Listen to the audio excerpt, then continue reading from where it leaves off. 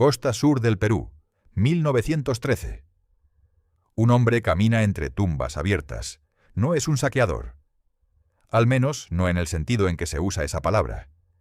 Lleva credenciales del gobierno de Estados Unidos, la autorización de la institución científica más prestigiosa de América y un método. Anota, mide, clasifica y embala. De aquella costa salen cajones hacia el puerto.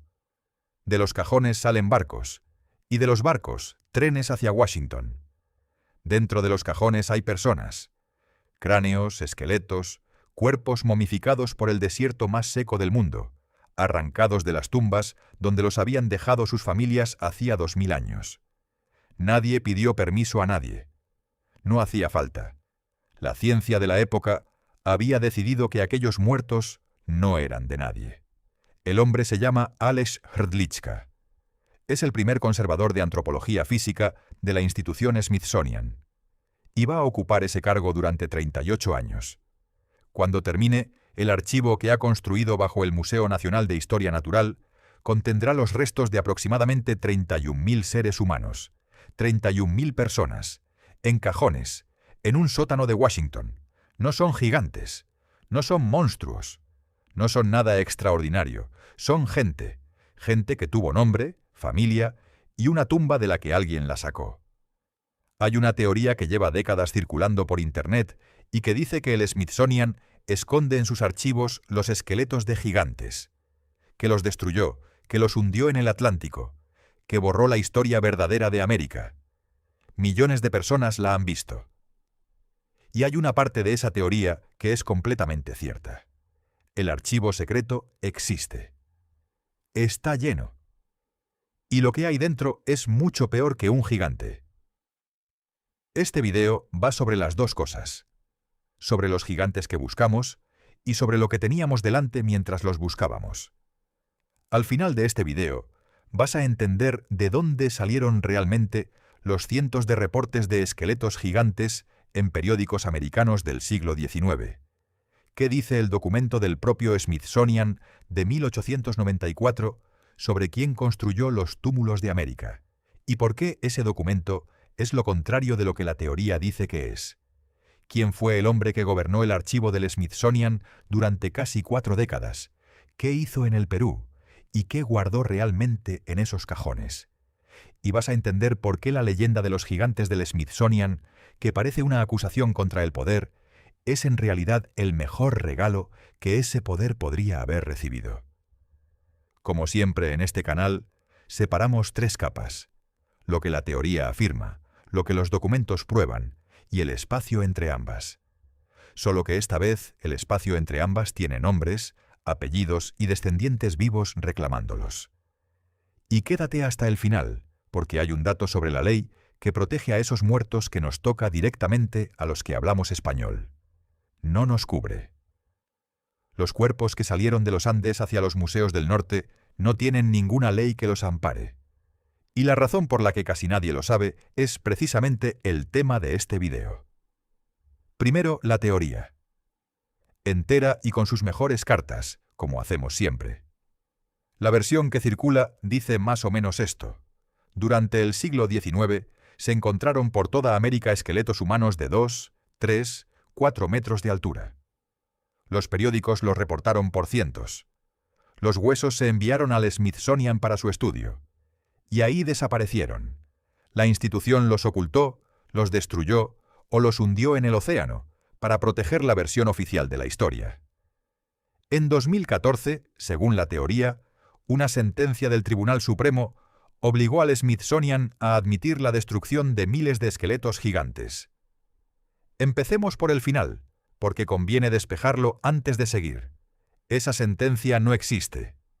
La historia salió en 2014 de un sitio web que publica noticias falsas por diversión, con una supuesta institución demandante que nunca ha existido, y se propagó por medio Internet como si fuera real. Cualquiera puede consultar la lista de casos del Tribunal Supremo de Estados Unidos. No está.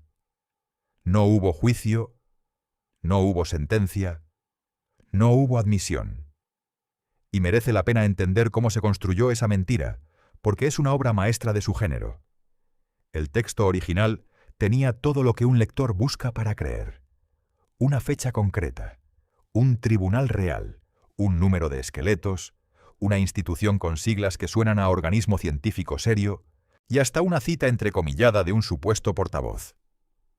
Ninguno de esos elementos era verificable, pero todos eran comprobables en apariencia. Ese es el truco, no parecer verdad, sino parecer comprobable. El lector piensa que si quisiera podría verificarlo, y esa sensación le basta. Casi nadie verifica. La sensación de que se podría es lo que hace el trabajo. Pero descartar esa pieza falsa no descarta la teoría, y este canal no hace trampas. Porque debajo de esa invención hay tres cosas reales, y son las que le dan su fuerza.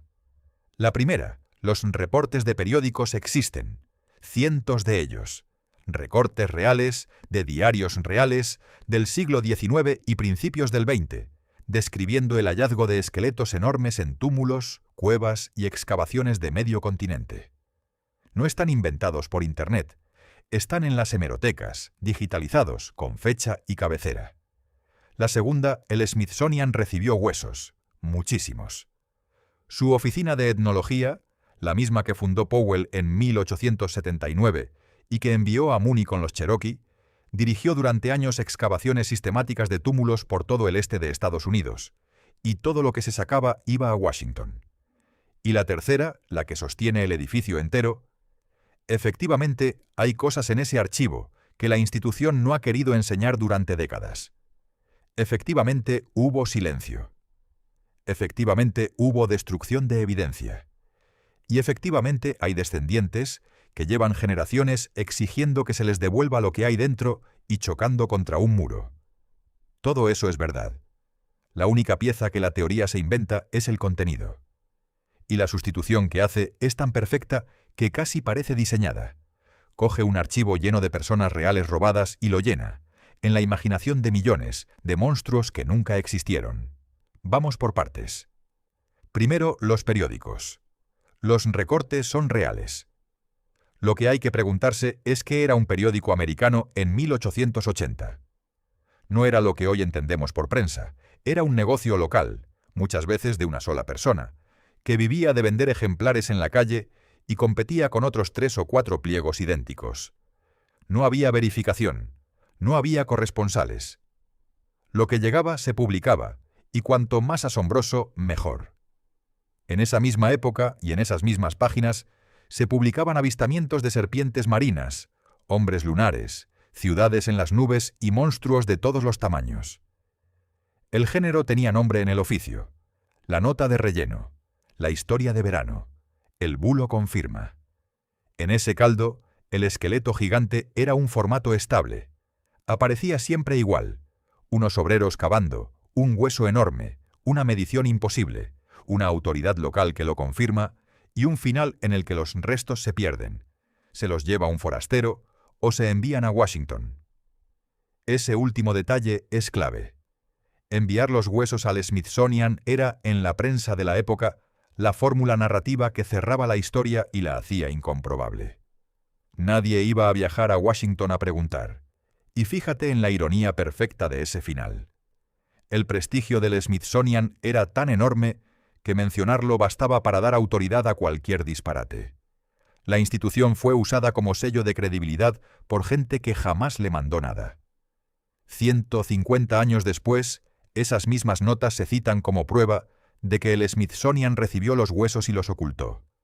La institución está siendo acusada de hacer desaparecer un envío que, en la mayoría de los casos, nunca salió de la imaginación de un redactor que necesitaba llenar una columna antes de cerrar la edición.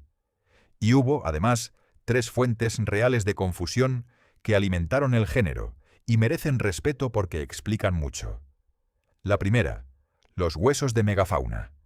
América estuvo llena de mamuts, mastodontes, perezosos gigantes.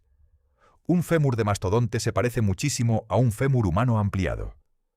Este canal ya contó cómo los cronistas españoles del siglo XVI midieron huesos de esos animales en Ecuador y concluyeron con toda la lógica de su época que eran gigantes bíblicos. Los granjeros de Ohio en 1880 hicieron exactamente lo mismo, con la misma honestidad y el mismo error. La segunda, los enterramientos reales. Los túmulos americanos contenían individuos altos, a veces envueltos y extendidos en posiciones que exageran la longitud, a veces con los huesos desplazados por el asentamiento del suelo.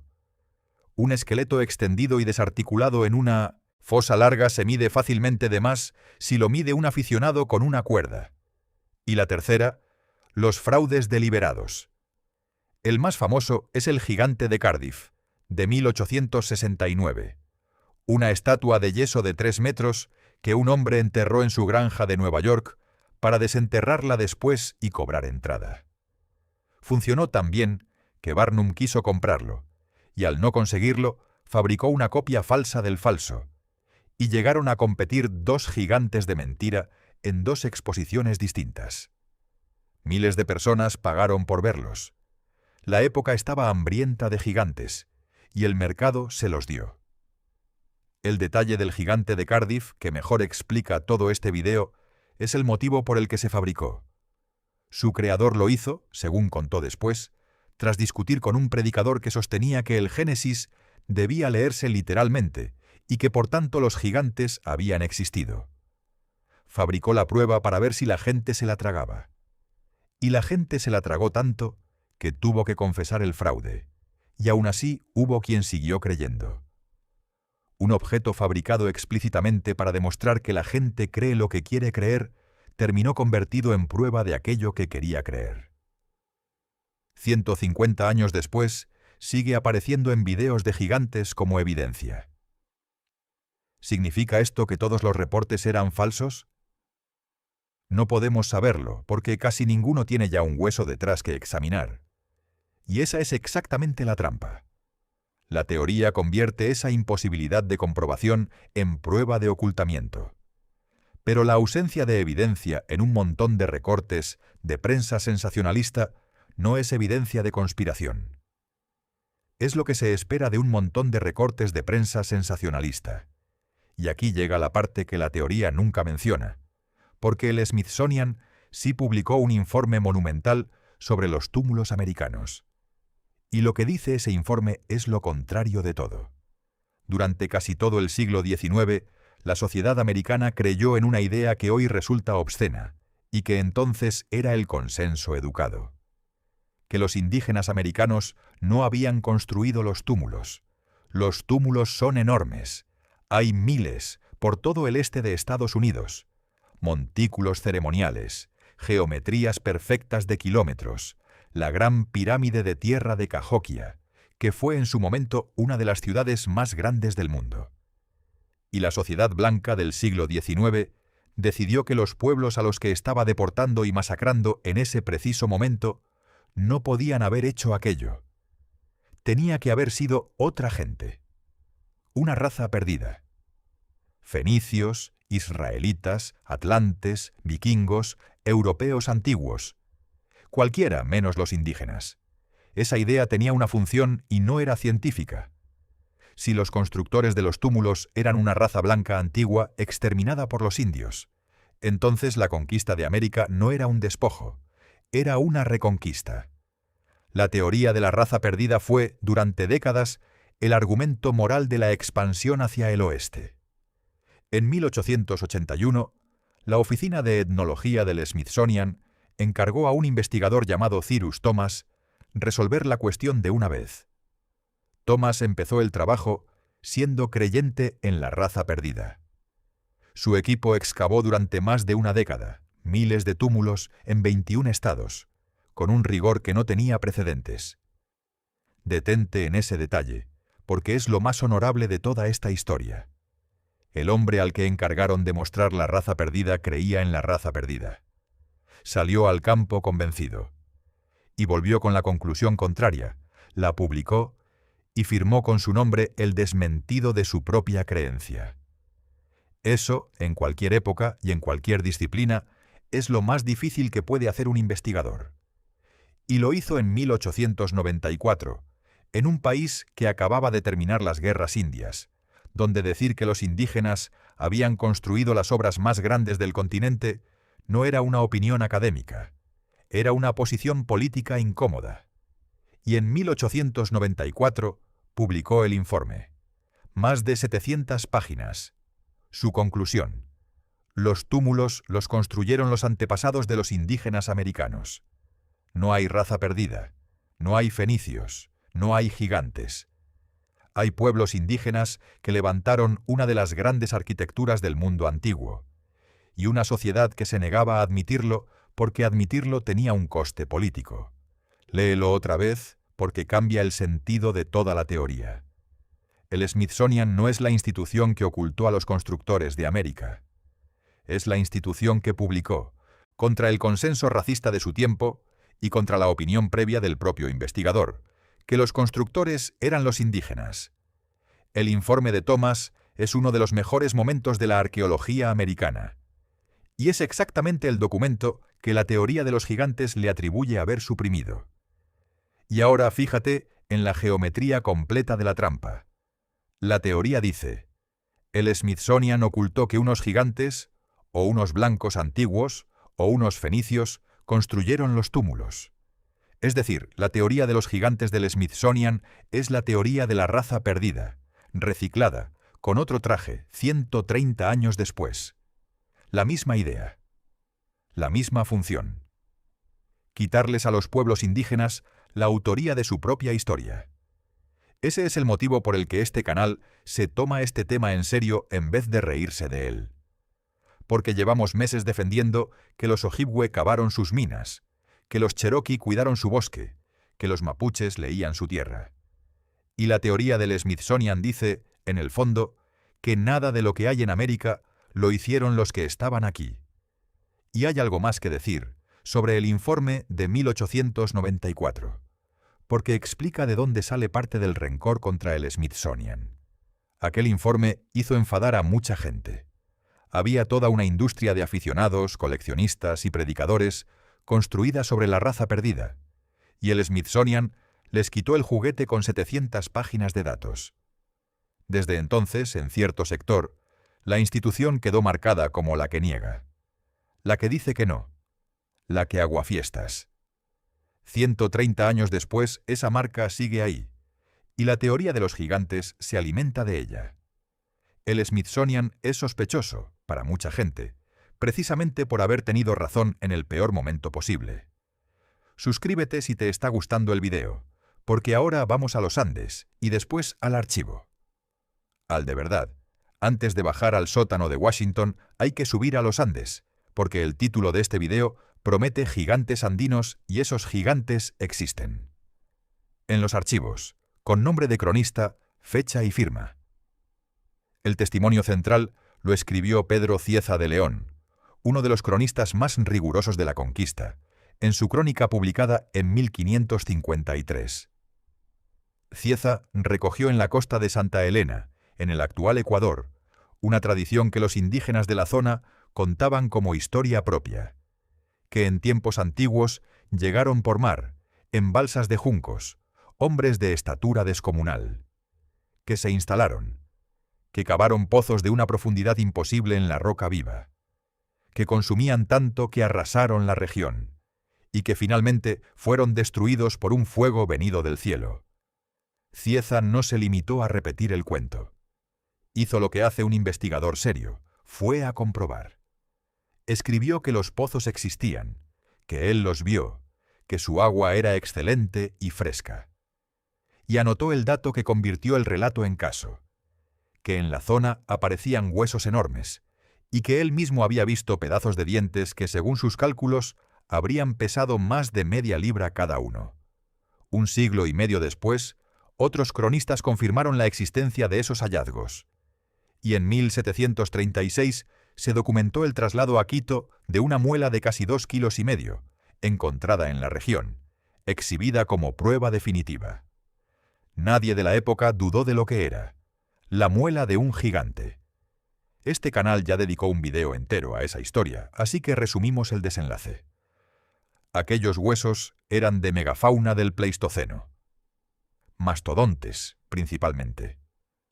La costa ecuatoriana es uno de los yacimientos de megafauna más ricos del continente, y los molares de mastodonte pesan, efectivamente, kilos. Los cronistas no mintieron. Vieron huesos reales, los midieron con honestidad y los interpretaron con el único marco que tenían, que era el Génesis y sus gigantes.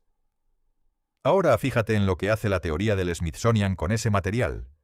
Coge el testimonio real de Cieza, que es un documento histórico de primer orden, le quita el contexto, le quita la explicación, y lo presenta como una prueba suprimida.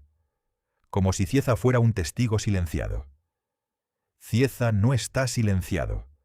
Su crónica lleva casi 5 siglos publicada, traducida, citada y en las bibliotecas de medio mundo. Cualquiera puede leerla esta tarde, gratis. Lo que ha sido silenciado no es el testimonio. Es el trabajo posterior de los paleontólogos que averiguaron de qué animal eran esos dientes. Y luego está Sacsayhuamán. La fortaleza incaica, sobre el Cusco, con bloques de más de 100 toneladas encajados con una precisión que no admite ni una hoja de papel entre ellos. Es, junto a las pirámides, el argumento visual más usado del planeta para sostener que alguien más grande y más antiguo construyó lo que vemos. Y hay que reconocer que la impresión es legítima. Cualquiera que se ponga delante de esos muros siente físicamente que aquello no debería existir.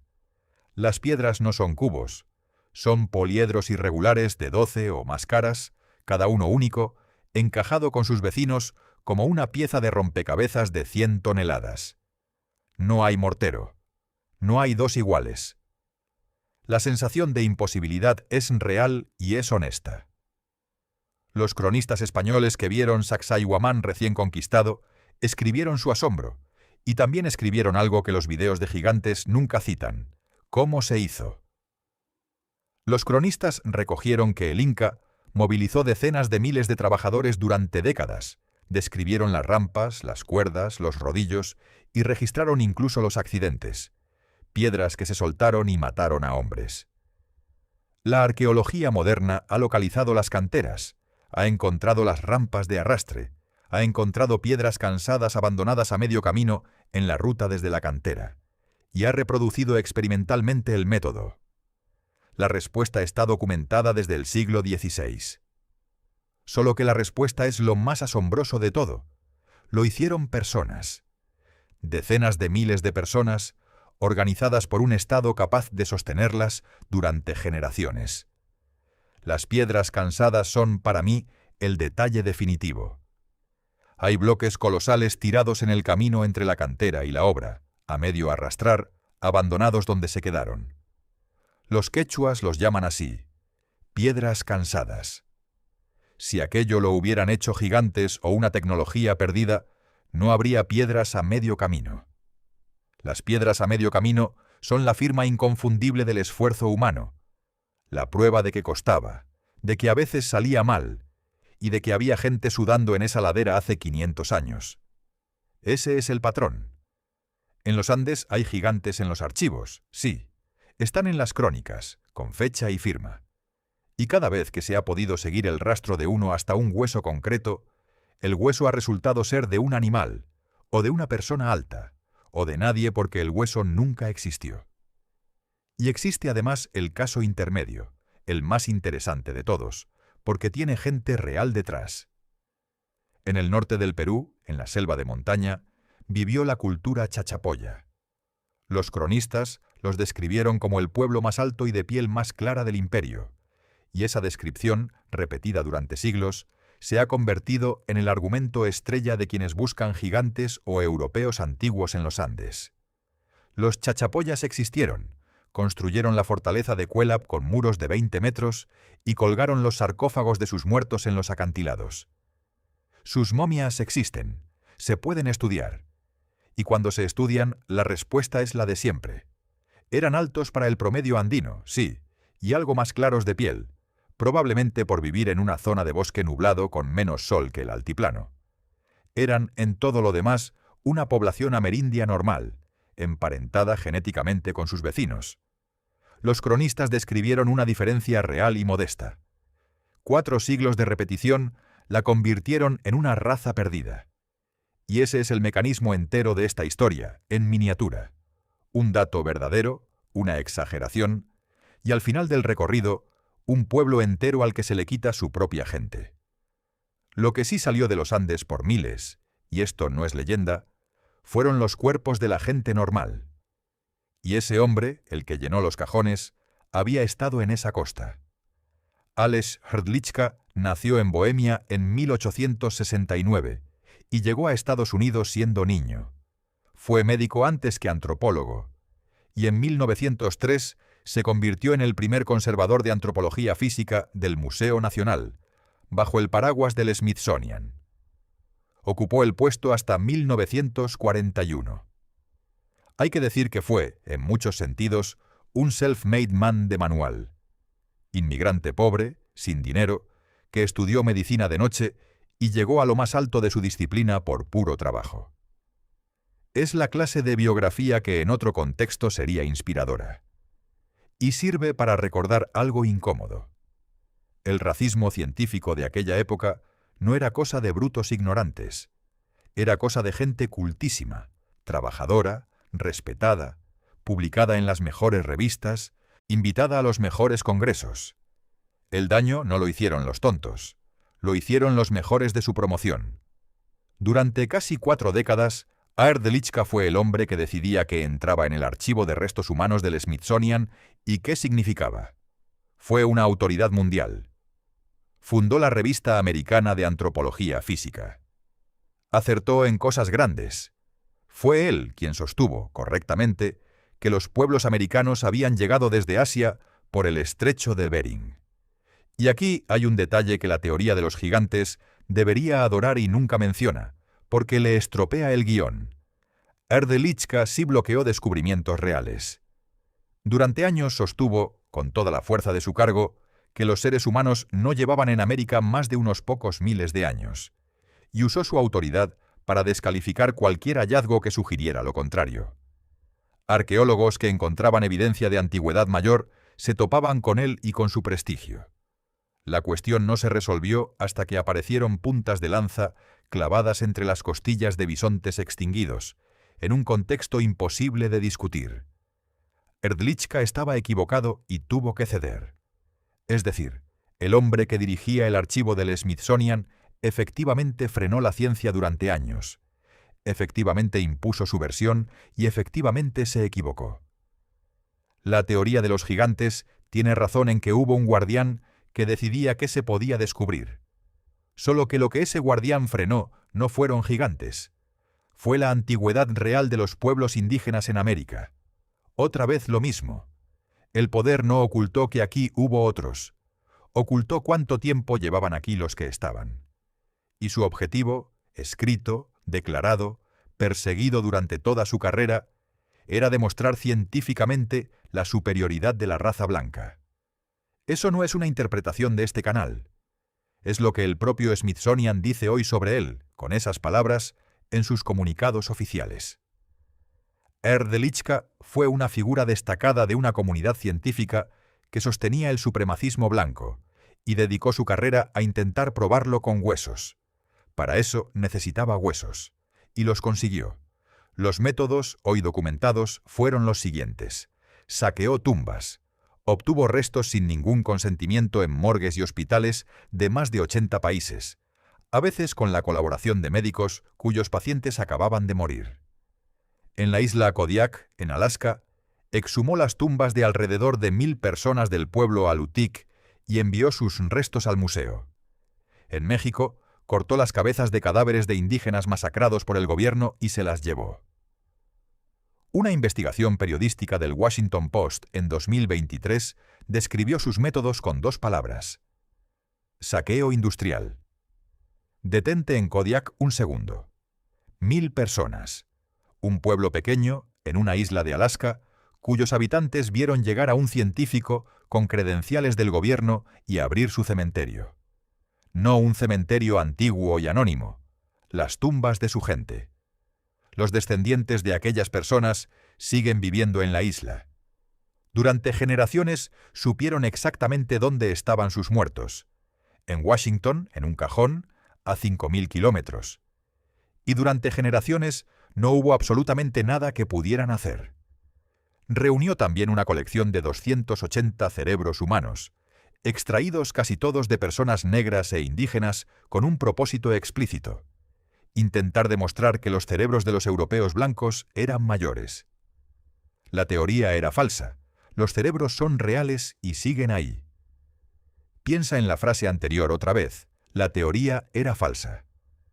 Los cerebros siguen ahí. Esa es, en 11 palabras, toda la historia del racismo científico. Una idea equivocada que dejó tras de sí un rastro físico de personas reales convertidas en material de laboratorio. Los papeles que sostenían aquella ciencia hace décadas que no valen nada. Las consecuencias de aquella ciencia siguen guardadas en frascos.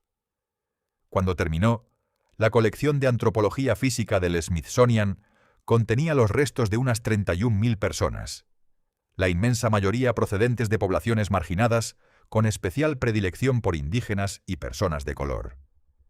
Y ahora la pregunta que ordena este video: ¿estuvo Erde Lichka en los Andes? Sí. El hombre que dirigía el archivo hizo trabajo de campo en Sudamérica, y el Perú era el destino soñado de cualquier antropólogo físico de su época, por una razón brutal. El desierto costero peruano conserva los cuerpos. Las tumbas de Paracas, de Nazca, de la costa entera, entregan momias con piel, pelo y tejidos intactos después de 2000 años. Para un hombre que medía cráneos buscando razas, aquello era una mina. Los cuerpos de la costa peruana salieron por miles hacia los museos del mundo entero durante ese medio siglo. A Washington, a París, a Berlín, a Londres. Hoy, cuando los investigadores peruanos quieren estudiar a sus propios muertos antiguos, muchas veces tienen que pedir permiso a una institución extranjera para verlos. Y las expertas en repatriación explican el problema básico. Para reclamar a un ancestro, primero hay que saber en qué cajón está, y muchos de esos museos ni siquiera tienen inventariado del todo lo que guardan. Y aquí está la simetría que hace de esta historia una sola historia. Los muertos de Paracas y los muertos de Kodiak viajaron al mismo sótano, en los mismos años, por orden del mismo hombre, con el mismo objetivo escrito: servir de material para demostrar que las razas se ordenan y que la blanca va arriba. Un Alutiiq de Alaska y un Paracas del desierto peruano no tenían absolutamente nada en común, ni lengua, ni cultura, ni continente. Hoy comparten cajón. Los unió la teoría que los usó. Ese es el archivo secreto del Smithsonian. Existe, está lleno, y no hay ni un solo gigante dentro.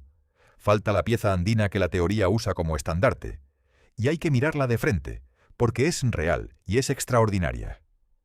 En 1928, el arqueólogo peruano Julio Tello excavó en la península de Paracas y encontró cientos de fardos funerarios. Dentro, envueltos en algunos de los textiles más impresionantes que ha producido la humanidad, había cuerpos. Y muchos de esos cuerpos tenían el cráneo alargado. No un poco. Espectacularmente alargado, con la bóveda estirada hacia atrás en una forma que no se parece a ningún cráneo humano corriente. Y hay que decir quién era Julio Tello, porque su figura es la respuesta viviente a todo este video.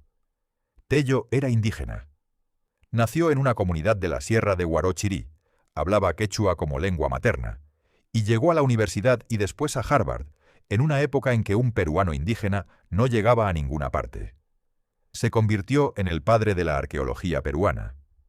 Y dedicó su vida a demostrar, contra el consenso de los académicos extranjeros de su tiempo, que las civilizaciones andinas eran autóctonas, que no venían de Mesoamérica, ni de Asia, ni de ningún otro sitio, que habían nacido ahí, hechas por la gente de ahí. Es decir, mientras Hrdlichka llenaba cajones en Washington para probar que los blancos eran superiores, un indígena peruano excavaba Paracas para probar que su propio pueblo había construido su propia historia. Los dos hombres coincidieron en el tiempo. Los dos trabajaron con los mismos cráneos, y de los dos el que tenía razón era el que había aprendido a hablar en quechua. Los cráneos existen, están en museos peruanos, se pueden ver, y desde hace años son la estrella de un circuito entero de videos que afirman que no son humanos, que su ADN no coincide con nada conocido, que son extraterrestres, híbridos o los últimos gigantes. La explicación real es una práctica cultural documentada en todo el planeta, la deformación craneal intencional. Se hace en la infancia, cuando los huesos del cráneo aún no han soldado, mediante vendajes o tablillas aplicados durante meses. El cerebro crece igual, con su volumen normal, pero el hueso se moldea. Es indoloro si se hace bien y no afecta a la inteligencia. Se practicó en el Perú, en Mesoamérica, en Francia, en Egipto, en Australia, en el Cáucaso. Y era casi siempre una marca de estatus, una firma corporal, permanente, que decía a qué grupo pertenecías desde antes de que pudieras decidirlo. Y no hace falta creer en la palabra de nadie. La prueba está en los propios huesos y cualquier osteólogo la señala en 10 segundos. Los cráneos deformados conservan todas las suturas humanas, en su sitio y con su forma. Conservan el volumen cerebral dentro del rango humano normal. El hueso está estirado, no hay más cerebro. Y conservan muchas veces las marcas físicas de las vendas y las tablillas, aplanamientos, depresiones, surcos exactamente donde estaba la presión.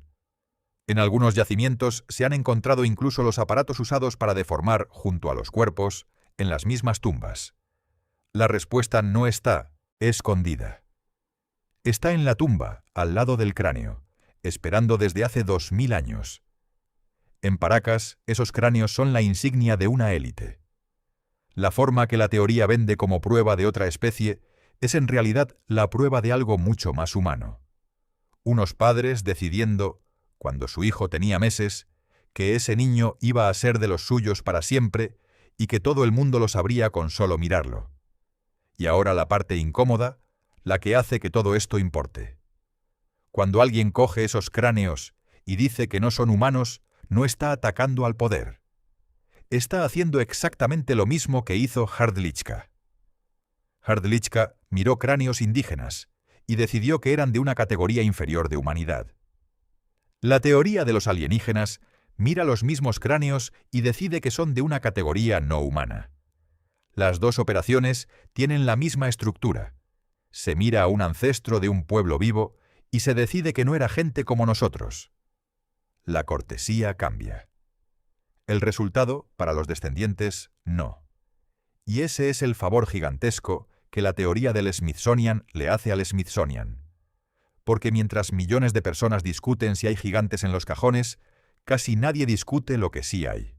31.000 personas robadas de sus tumbas, muchas de ellas de los Andes, esperando a volver a casa. La leyenda funciona como una cortina de humo perfecta, y lo mejor de todo es que nadie la puso ahí a propósito. La pusimos nosotros, solos, porque un gigante es más entretenido que un abuelo en un cajón. Y hay un efecto secundario todavía peor, que las personas que trabajan en repatriación conocen de sobra.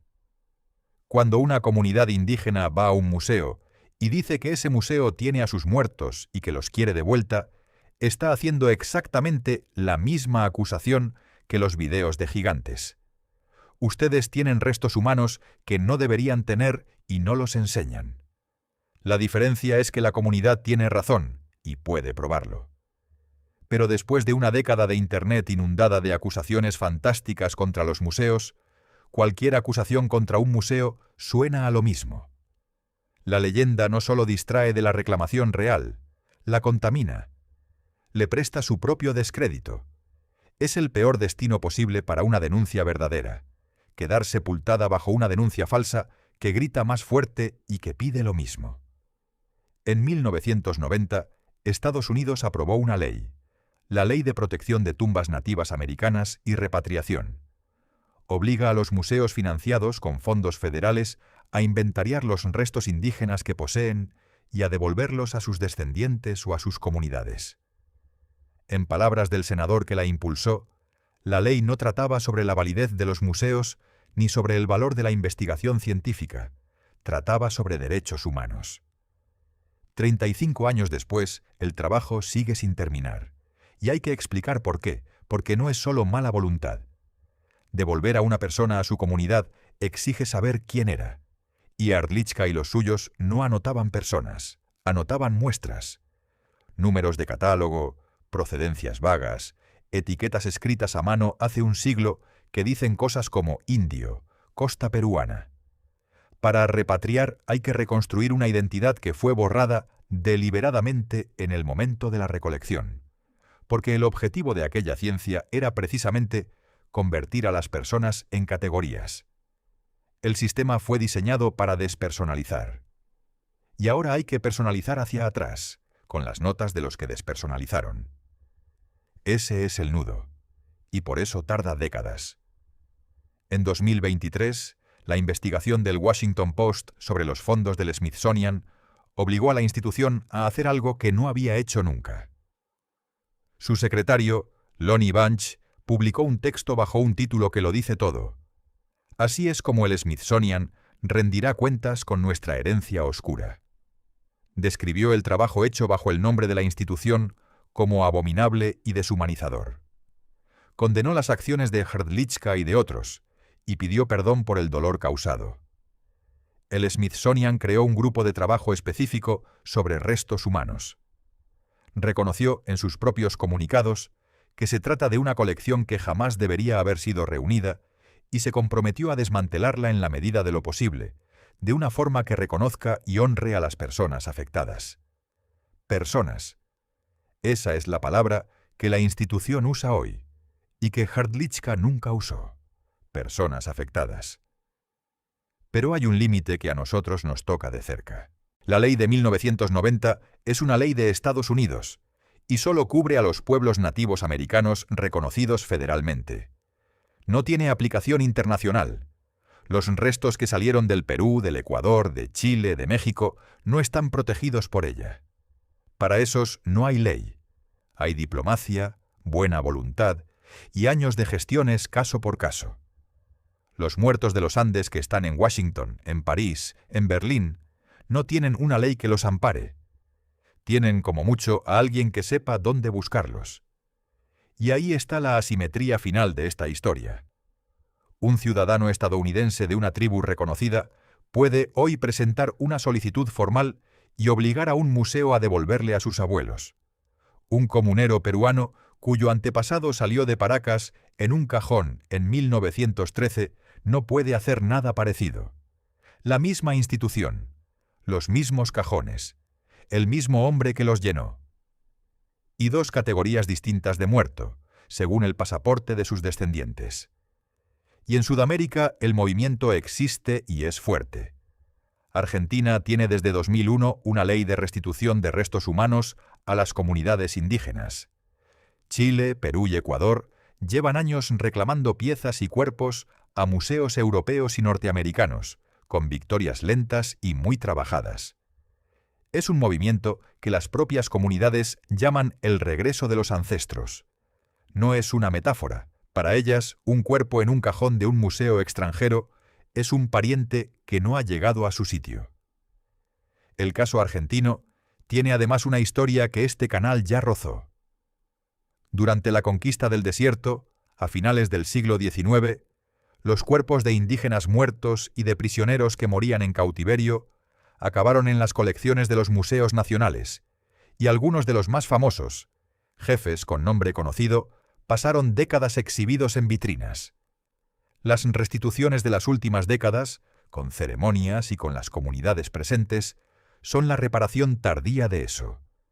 Cada devolución es una noticia pequeña que casi nadie ve, y cada una es, literalmente, el final de un secuestro que duró un siglo. Separemos las capas, como siempre. Lo documentado, los reportes de gigantes en la prensa del siglo XIX existen, en un contexto periodístico donde el bulo era un género. El informe del Smithsonian de 1894 concluyó que los túmulos los construyeron los indígenas, en contra del racismo dominante de su época. Aleš Hrdlicka dirigió la antropología física del Smithsonian de 1903 a 1941, reunió los restos de unas 31.000 personas, mediante saqueo de tumbas y recolección sin consentimiento en más de 80 países, con el objetivo declarado de probar la superioridad blanca.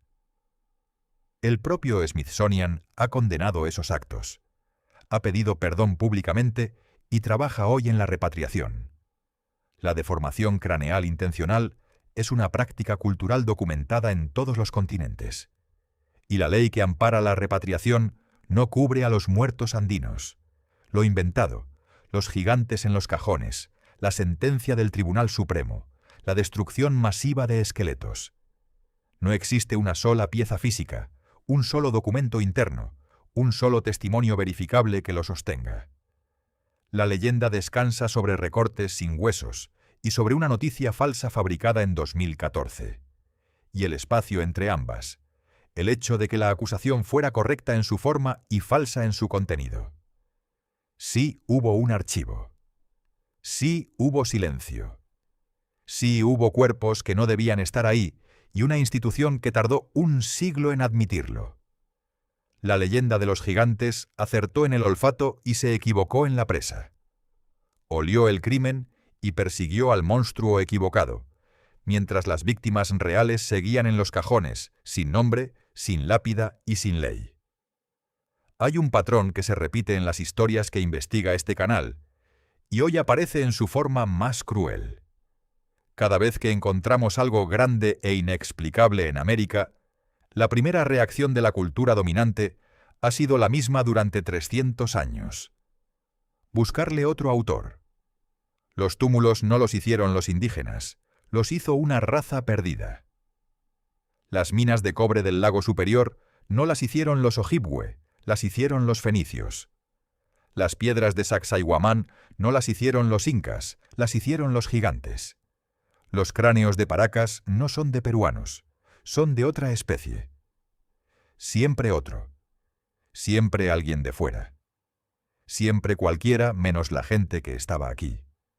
Y conviene decirlo sin rodeos, porque este canal lleva meses construyendo el argumento contrario. Los ojibwe cavaron sus minas y la química de un lago lo demostró.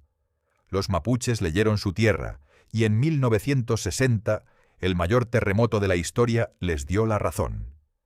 Los cherokee cuidaron su bosque y la ecología histórica lo confirmó 100 años tarde. Los incas levantaron Sacsayhuamán y las canteras están ahí, con las piedras a medio camino. Los peruanos de Paracas moldearon los cráneos de sus hijos y los aparatos aparecieron en las tumbas. Cada vez que se ha podido comprobar, la respuesta ha sido la misma. Lo hicieron ellos. La teoría de los gigantes del Smithsonian se presenta como una rebelión contra la historia oficial. Y es, palabra por palabra, la historia oficial más antigua que existe en este continente, la que dice que los americanos no construyeron América. El archivo secreto es real. Está en Washington, bajo un museo al que entran millones de turistas al año sin saber lo que hay debajo. Dentro no hay gigantes. Hay 31.000 personas que tenían familia, tumba y nombre, y a las que un hombre con credenciales metió en cajones para intentar demostrar que valían menos. Algunas de esas personas vienen de los Andes. Salieron de un desierto donde el clima las había conservado enteras durante 2000 años, envueltas por sus familias en los mejores tejidos que su cultura sabía hacer, colocadas mirando hacia donde debían mirar. Y llevan un siglo en un edificio con aire acondicionado, a 5.000 kilómetros, dentro de una caja con un número. Los gigantes que la historia borró no medían 3 metros, medían lo que mide cualquiera. Y esa, exactamente esa, es la parte que nunca nos han dejado ver. Suscríbete si te gustó el video. Cada semana abrimos un archivo más.